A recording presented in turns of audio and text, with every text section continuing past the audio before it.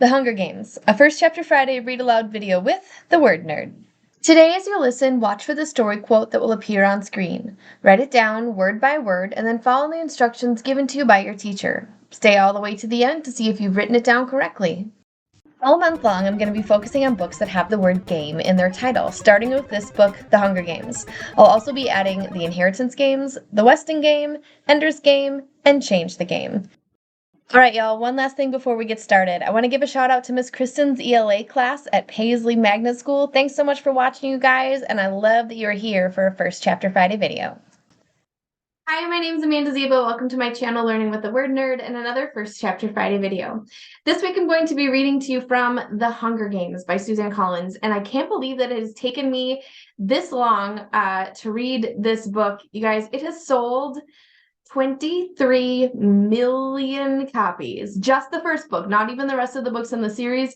And the movie series, maybe you know it from that rather than the books, it sold over $3 billion worth of tickets. It's crazy, and it's crazy good, and I'm so excited for this to be the first book in my kickoff of a month long of games. So all month long, I'm going to be reading books that have the word game in the title, and this is the first one. Let me read you the back so you know what it's about in case you, for some reason, have never heard of Suzanne Collins' Hunger Games. In the ruins of a place once known as North America lies the nation of Panem, a shining capital surrounded by 12 outlying districts. The capital is harsh and cruel and keeps the districts in line by forcing them to all send one boy and one girl between the ages of 12 and 18 to participate in the annual Hunger Games, a fight to the death, on live TV. 16-year-old Katniss Everdeen regards it as a death sentence when she steps forward to take her sister's place in the games. But Katniss has been close to dead before, and survival for her is second nature. Without really meaning to, she becomes a contender. But if she is to win, she will have to start making choices that weigh survival against humanity and life against love. All right. Let's not wait any longer. Chapter 1 of The Hunger Games by Suzanne Collins. When I wake up, the other side of the bed is cold. My fingers stretch out, seeking Prim's warmth, but finding only the rough canvas cover of the mattress. She must have had bad dreams and climbed in with our mother. Of course she did. This is the day of the reaping. I prop myself up on one elbow. There's enough light in the bedroom to see them. My little sister Prim curled up on her side, cocooned in my mother's body, their cheeks pressed together. In sleep, my mother looks younger, still worn, but not so beaten down. Prim's face is as fresh as a raindrop and as lovely as the primrose for which she was named. My mother was very beautiful once too, or so they tell me. Sitting at Prim's knees guarding her is the world's ugliest cat. Mashed-in nose, half of one ear missing, eyes the color of rotting squash. Prim named him Buttercup, insisting that his muddy yellow coat matched the bright flower. He hates me, or at least he mistrusts me. Even though it was years ago, I think he still remembers how I tried to drown him in a bucket when Prim brought him home. Scrawny kitten, belly swollen with worms, crawling with fleas. The last thing I needed was another mouth to feed. But Prim begged so hard. She cried even. I had to let him stay. It turned out okay. My mother got rid of the vermin, and he's a born mouser. Even catches the occasional rat. Sometimes when I clean a kill, I feed Buttercup the entrails. He has since stopped hissing at me. Entrails, no hissing. This is the closest we will ever come to love. I swing my legs off the bed and slide into my hunting boots, supple leather that has molded to my feet. I pull on trousers, a shirt, tuck my long, dark braid up into my cap, and grab my forage bag. On the table, under a wooden bowl to protect it from hungry rats and cats alike, sits a perfect little goat cheese wrapped in basil leaves, Prim's gift to me on a reaping day. I put the cheese carefully in my pocket as I slip outside. Our part of District 12, nicknamed the Seam, is usually crawling with coal miners heading out to morning shift at this hour.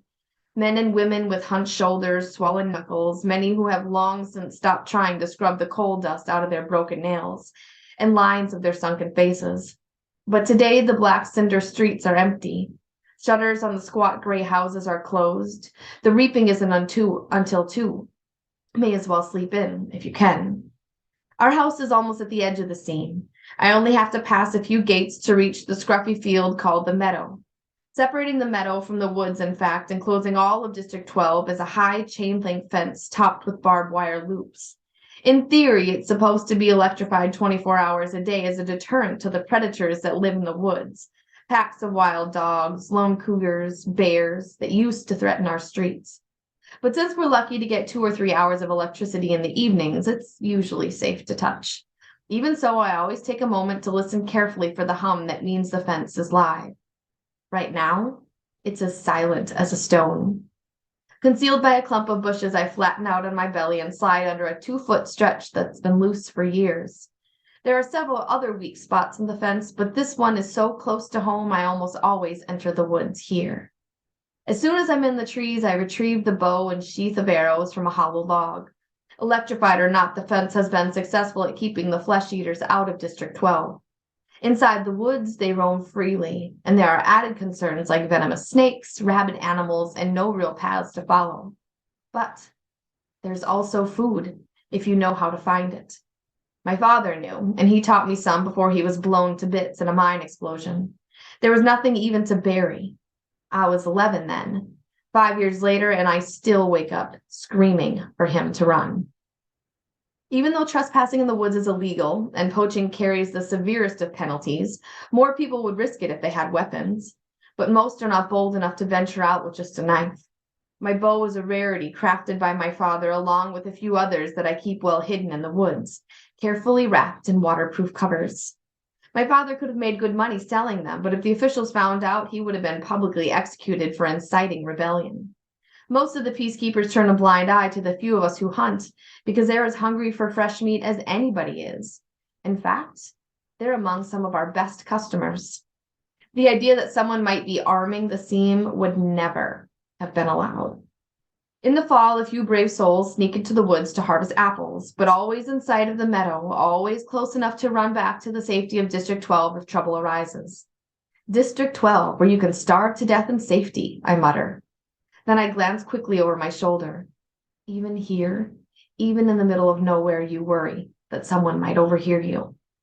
When I was younger, I scared my mother to death the things I would blurt out about District 12, about the people who rule our country Panem from the far-off city called the capital. Eventually, I understood this would only lead us to more trouble. So I learned to hold my tongue and to turn my features into an indifferent mask so that no one could even read my thoughts.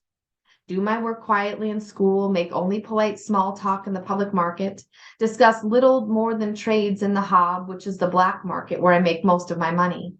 Even at home where I am less pleasant, I avoid discussing tricky topics, like the reaping, or food shortages, or the Hunger Games. Prim might begin to repeat my words, and then where would we be? In the woods waits the only person with whom I can be myself, Gale. I can feel the muscles in my face relaxing, my pace quickening as I climb the hills to our place, a rock ledge overlooking a valley. A thicket of berry bushes protects it from unwanted eyes. The sight of him waiting there brings on a smile. Gale says I never smile, except in the woods. Hey, Catnip, says Gale. My real name is Katniss, but when I first told him, I had barely whispered it, so he thought I'd said catnip. Then, when this crazy lynx started following me around the woods looking for handouts, it became his official nickname for me. I finally had to kill the lynx because he scared off game. I almost regretted it because he wasn't bad company, but I got a decent price for his pelt. Look what I shot. Gale holds up a loaf of bread with an arrow stuck in it, and I laugh. It's real bakery bread, not the flat, dense loaves we make from our grain rations. I take it in my hands, pull out the arrow, and hold the puncture in the crust to my nose, inhaling the fragrance that makes my mouth flood with saliva. Frying bread like this is for special occasions. Still warm, I say. He must have been at the bakery at the crack of dawn to trade for it. What did it cost you? Just a squirrel. Think the old man was feeling sentimental this morning, said Gale. Even wished me luck. Well, we'll all feel a little closer today, won't we, I say, not even bothering to roll my eyes. Prim left us cheese. I pull it out. His expression brightens at the treat. Thank you, Prim. Now we'll have a real feast. Suddenly he falls into a capital accent as he mimics Effie Trinket, the maniacally upbeat woman who arrives once a year to read out our names at the reaping. I almost forgot. Happy Hunger Games! He reaps a few blackberries from the bushes around us, and may the odds! He tosses a berry high in an arc above toward me. I catch it in my mouth and break the delicate skin with my teeth. The sweet tartness explodes across my tongue. Be ever in your favor. I finish with equal verve. We have to joke about it because the alternative is to be scared out of your wits. Besides, the capital accent is so affected, almost anything sounds funny in it. I watch as Gale pulls out his knife and slices of bread. He could be my brother. Straight black hair, olive skin. We even have the same gray eyes. But we're not related, at least not closely. Most of the families who work in the mines resemble one another this way. That's why my mother and Prim, with their light hair and blue eyes, always look out of place. They are. My mother's parents were part of the small merchant class that caters to officials, peacekeepers, and the occasional steam customer. They ran an apothecary shop in the nicer part of District 12. Since almost no one can afford doctors, apothecaries are our healers. My father got to know my mother because on his hunts he would sometimes collect medicinal herbs and sell them to her shop to be brewed into remedies. She must have really loved him to leave her home for the scene. I try to remember that when all I can see is the woman who sat by, blank and unreachable, while her children turned to skin and bones. I try to forgive her for my father's sake, but to be honest, I'm not the forgiving type. Gale spreads the bread slices with the soft goat cheese, carefully placing a basil leaf on each while I strip the bushes of their berries. We've settled back into the nook of the rocks. From this place we are invisible, but have a clear view of the valley, which is teeming with summer life, greens to gather, roots to dig, fish iridescent in the sunlight. The day is glorious, with a blue sky and soft breeze. The food's wonderful, with the cheese seeping into the warm bread and the berries bursting in our mouths. Everything would be perfect if this really was a holiday, if all the day off meant was roaming the mountains with Gale, hunting for tonight's supper. But instead we have to be standing in the square at 2:00, waiting for the names to be called out. We could do it, Gale says quietly. What? I ask. I don't know how to respond. The idea is so preposterous. If we didn't have so many kids, he adds quickly. They're not our kids, of course, but they might as well be. Gale's 2 little brothers and a sister, Prim. And you may as well throw in our mothers too, because how would they live without us? Who would fill those mouths that are always asking for more? With both of us hunting daily, there are still nights when the game has to be swapped for lard or shoelaces or wool, still nights when we go to bed with our stomachs growling. I never want to have kids, I say. I might, if I didn't live here, says Gale. But you do, I say, irritated. Forget it, he snaps back. The conversation feels all wrong. Leave? How could I leave Prim, who is the only person in the world I'm certain I love? And Gale is devoted to his family. We can't leave, so why bother talking about it? And even if we did, where did this stuff about having kids come from? There's never been anything romantic between Gale and me. When we met, I was a skinny 12-year-old, and although he was 2 years older, he already looked like a man. It took a long time for us to even become friends, to stop haggling over every trade and begin helping each other out. Besides, if he wants kids, Gale won't have any trouble finding a wife. He's good looking. He's strong enough to handle the work in the mines, and he can hunt. You can tell by the way the girls whisper about him when he walks in by school that they want him. It makes me jealous, but not for the reason people would think. Good partners, hunting partners, are hard to find. What do you want to do, I ask. We can hunt, fish, or gather. Let's fish at the lake. We can leave our poles and gather in the woods. Get something nice for tonight, he says. Tonight, after the reaping, after everyone is supposed to celebrate. A lot of people do, out of relief that their children have been spared for another year, but at least 2 families will pull their shutters, lock their doors, and try to figure out how they will survive the painful weeks to come. We make out well. The predators ignore us in the day when easier, tastier prey abounds. By late morning, we have a dozen fish, a bag of greens, and best of all, a gallon of strawberries. I found the patch a few years ago, but Gale had the idea to string mesh nets around it to keep out the animals. On the way home, we swing by the Hob, the black market that operates in an abandoned warehouse that once held coal. When they came up with a more efficient system that transported the coal directly from the mines to the trains, the Hob gradually took over the space. Most businesses are closed by this time on reaping day, but the black market's still fairly busy. We easily trade 6 of the fish for good bread, the other 2 for salt. Greasy Say, the bony old woman who sells bowls of hot soup from her large kettle, takes half the greens off our hands in exchange for a couple of chunks of paraffin. We might do a tad better elsewhere, but we make an effort to keep on good terms with Greasy Say. She's the only one who can consistently be counted on to buy wild dog. We don't hunt them on purpose, but if you're attacked and you take out a dog or 2, well, meat is meat. Once it's in the soup, I call it beef, Greasy Say says with a wink. No one in the seam would turn up their nose at a good dog leg of a wild dog, but the peacekeepers who come to the Hob can afford a little and are choosier. When we finish our business at the market, we go to the back door of the mayor's house to sell half the strawberries, knowing he has a particular fondness for them and can afford our price. The mayor's daughter, Madge, opens the door. She's in my year at school. Being the mayor's daughter, you'd expect her to be a snob, but she's all right. She just keeps to herself, like me. Since neither of us really has a group of friends, we seem to end up together a lot at school, eating lunch, sitting next to each other at assemblies, partnering for sports activities. We rarely talk, which suits both of us just fine. Today, her drab school outfit has been replaced by an expensive white dress. Her blonde hair is done up with a pink ribbon. Reaping clothes. Pretty dress, says Gale. Madge shoots him a look, trying to see if it's genuine and a compliment or if he's just being ironic. It is a pretty dress, but she would never be wearing it ordinarily. She presses her lips together and then smiles. Well, if I end up going to the Capitol, I want to look nice, don't I? Now it's Gale's turn to be confused. Does she mean it? Or is she messing with him? I'm guessing the second. You won't be going to the Capitol, Gale says coolly. His eyes land on a small circular pin that adorns her dress. Real gold, beautifully crafted. It could keep a family in bread for months.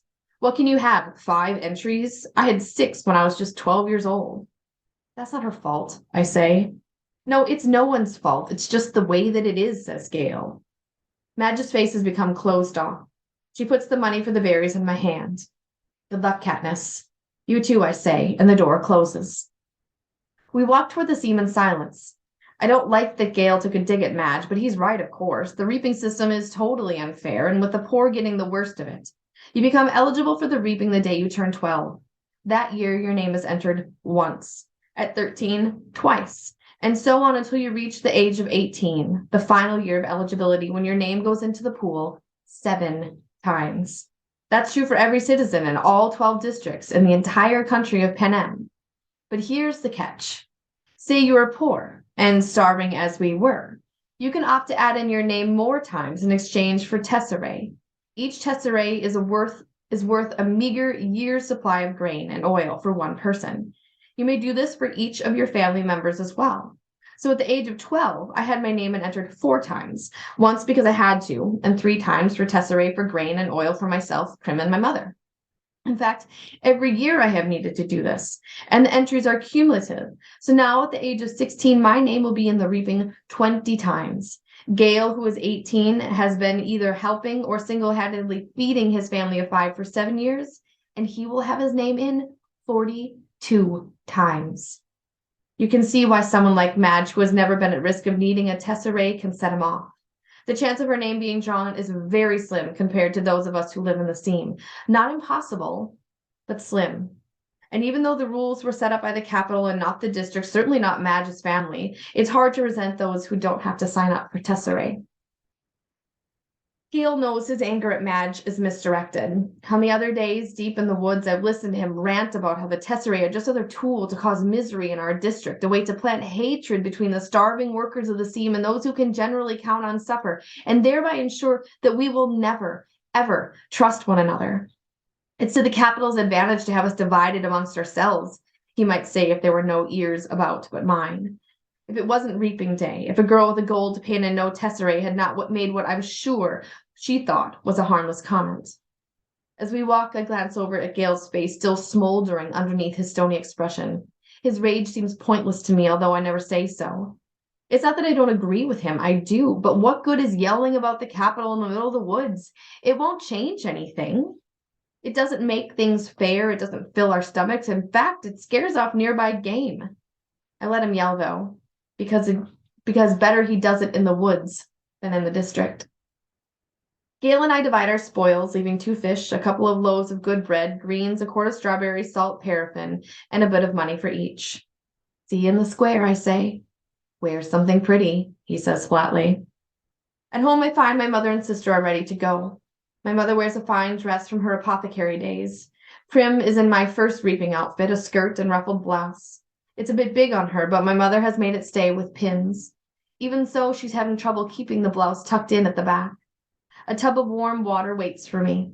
I scrub off the dirt and sweat from the woods and even wash my hair. To my surprise, my mother has laid out one of her own lovely dresses for me, a soft blue with matching shoes. Are you sure? I ask. I'm trying to get past rejecting offers of help from her. For a while, I was so angry I wouldn't allow her to do anything for me. And this is something special. Her clothes from her past are very precious to her. Of course. Let's put your hair up too, she says. I let her towel dry it and braid it up on my head. I can hardly recognize myself in the cracked mirror that leans against the wall. You look beautiful, says Prim in a hushed voice. And nothing like myself, I say. I hug her because I know these next few hours will be terrible for her.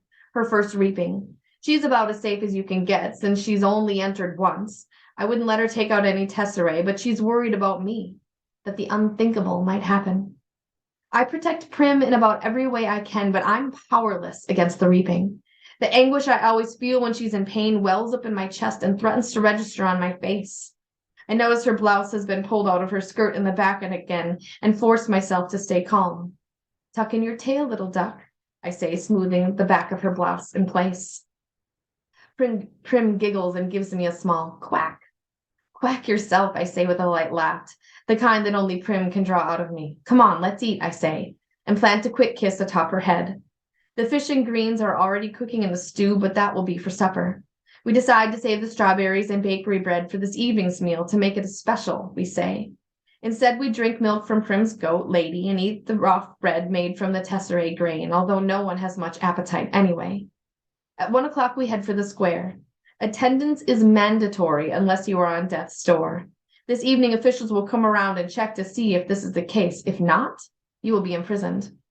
It's too bad, really, that they hold the reaping in the square, one of the few places in District 12 that can be pleasant. The square is surrounded by shops, and on public market days, especially if there's good weather, it has a holiday feel to it. But today, despite the bright banners hanging on the buildings, there's an air of grimness. The camera crews, perched like buzzards on rooftops, only add to the effect. People file in silently and sign in. The reaping is a good opportunity for the Capitol to keep tabs on the population as well.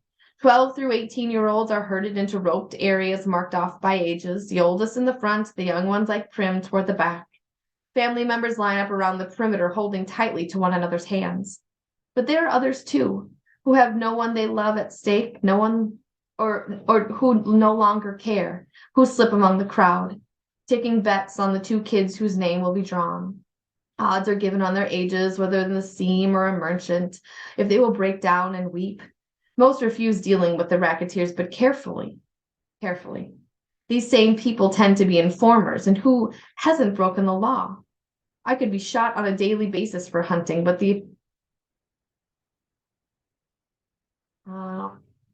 what's this word? But the appetites. Oh, appetites. Sorry, it's broken. Sometimes even good readers get stumbled by words. But the appetites of those in charge protect me. Not everyone can claim the same. Anyway, Gail and I agree that if we have to choose between dying of hunger and a bullet in the head, the bullet would be much quicker. The space gets tighter, more claustrophobic as people arrive.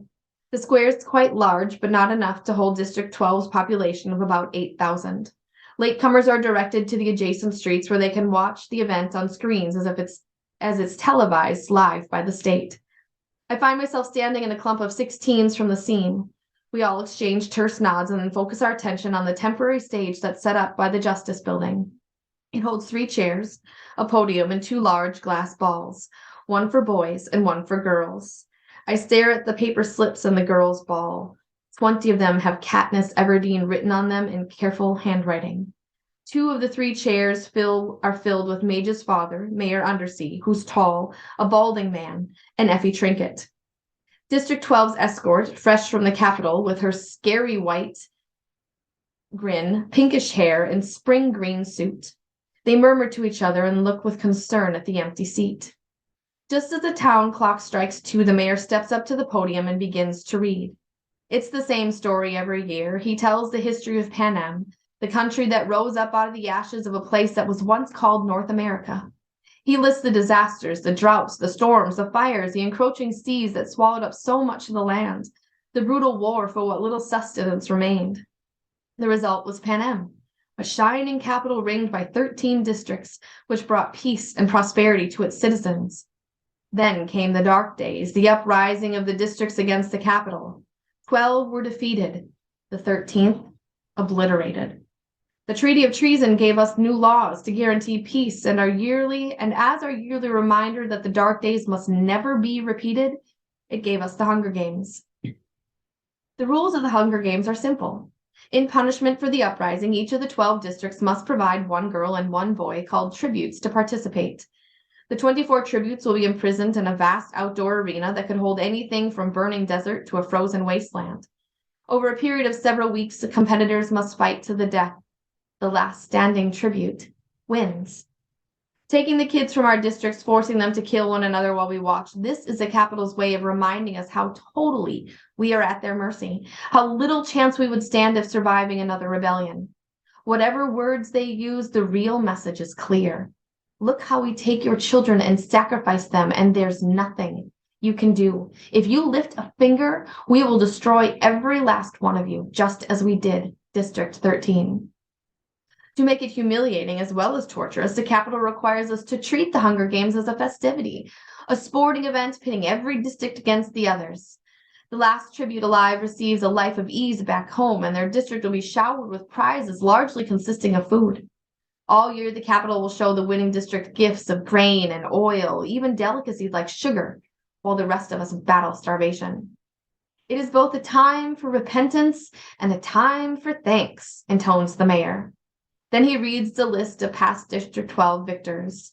In 74 years, we have exactly 2. Only 1 is still alive.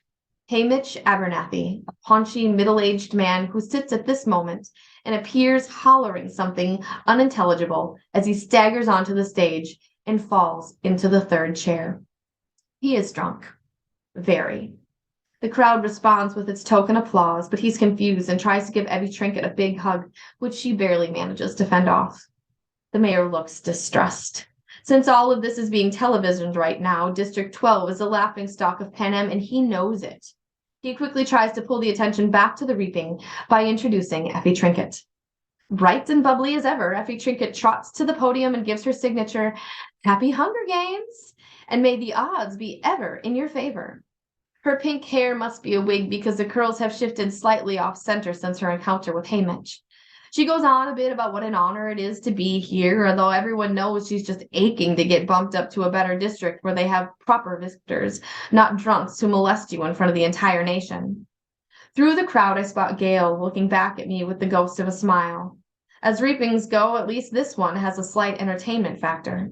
But suddenly I'm thinking of Gale and his 42 names and that big glass ball and how the odds are not in his favor, not compared to a lot of boys.